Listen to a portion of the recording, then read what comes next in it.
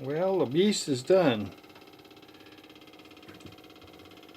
We got the combing all laid up. Can't show you that side. How about this side?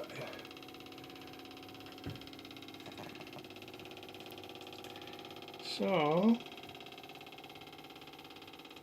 I use an epoxy resin that's UV resistant and doesn't cause allergy sensitives.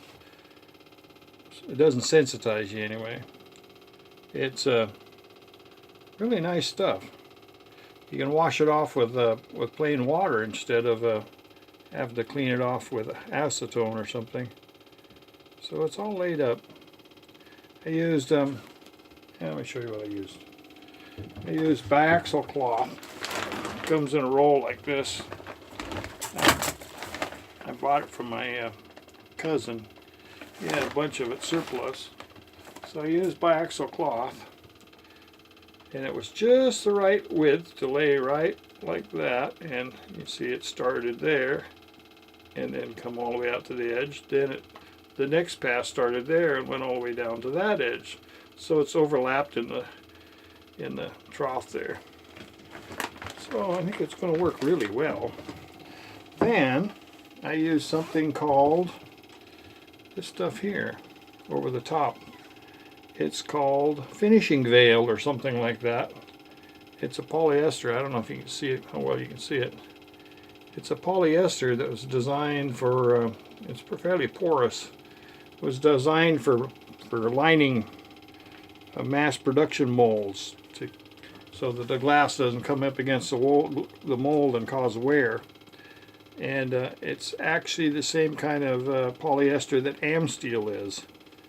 And so it's very, very strong, but it allows you to work the outside of the finished product so that you can work all the bubbles out and stuff, and leaves, it's not a really satiny finish. Let me do this side, I think that's better.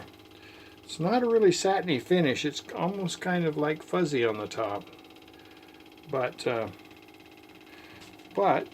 it allows you see it, and it's see the little wrinkles? That's because it's dimensionally so stable that it won't stretch. So when you try to do a compound curve like in that corner right there, then you get these wrinkles. But that's okay. It doesn't matter on that surface. That's not the finished surface. That's the, I guess you'd call it the bottom or the inside of the hatch.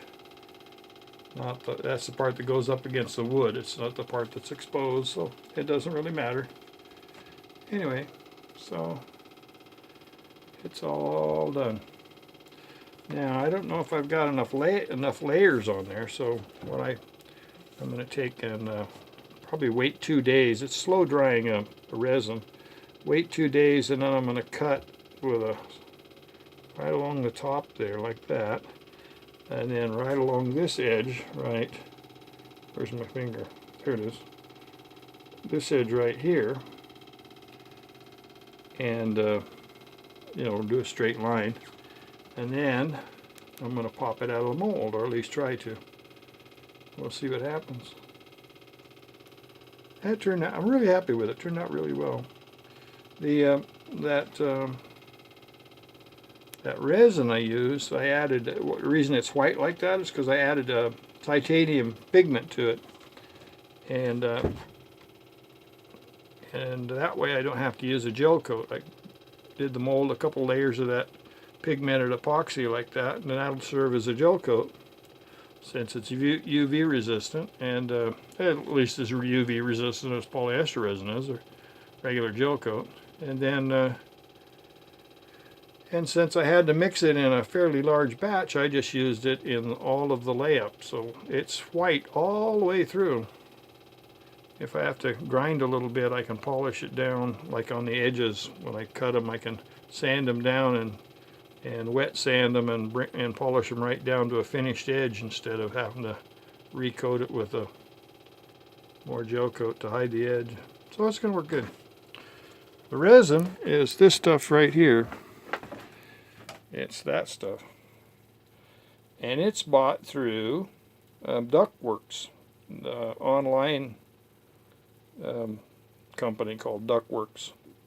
It's really nice stuff. It's of course, to mix it, I use a blender to mix the pigment in, because no matter how hard you try, you always end up with little, I guess you'd call them little lumps of titanium white, or if you're using like a thickener, you'll end up with little lumps. And those little lumps, when you, on a finished side, they're actually full of air. Those little lumps are just like making gravy with flour, you know. So anyway, so I ran it through a blender and it came out very, very nice and smooth. It's going to be really good. So there it is. 2 days I'll pull the, I'm shaking here. 2 days I'll try to pull it off the mold, and we'll see what happens. So I'll give you an update then. Bye.